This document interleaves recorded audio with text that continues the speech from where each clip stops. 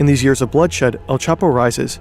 He becomes the world's most wanted criminal, transforming the Sinaloa cartel into one of the most powerful criminal organizations in history. It becomes the top supplier of drugs to the United States: cocaine, heroin, methamphetamine, and fentanyl.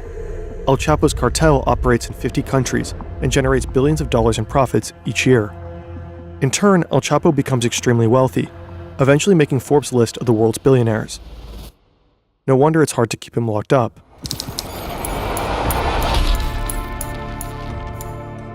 El Chapo's rescue commando needs to know the exact location of his prison cell, so they smuggle a GPS watch into his prison cell, disguised as a food item. Now the workers know in what direction they need to dig. Over the span of a year, they dig a sophisticated tunnel, a carefully planned complex construction costing approximately $5 million to make.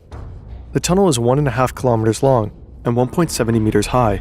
It is reinforced by a wooden frame. There are lights and even a ventilation system. Digging a tunnel creates a lot of dirt, so the workers build a rail system with a motorcycle adapted to it to move the dirt out of the tunnel. The construction is also supposed to function as an escape vehicle later on. But how did El Chapo end up in El Altiplano in the first place?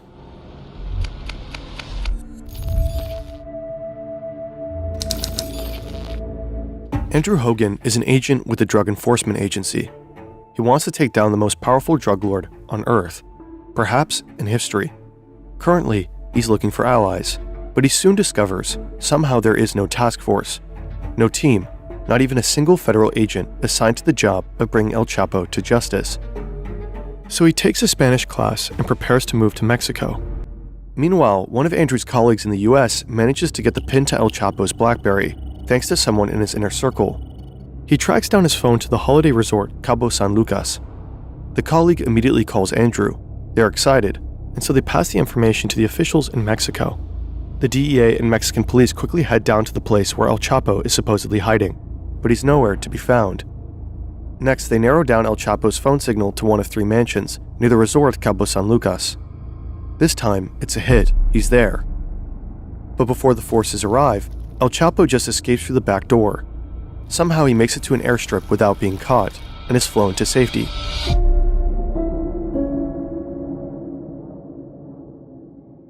El Chapo always seems to be one step ahead. He constantly changes his SIM cards and phones and simply outsmarts the authorities. One DEA agent supposedly said the Mexicans couldn't catch El Chapo if he was standing at the fucking Starbucks across the street from the embassy.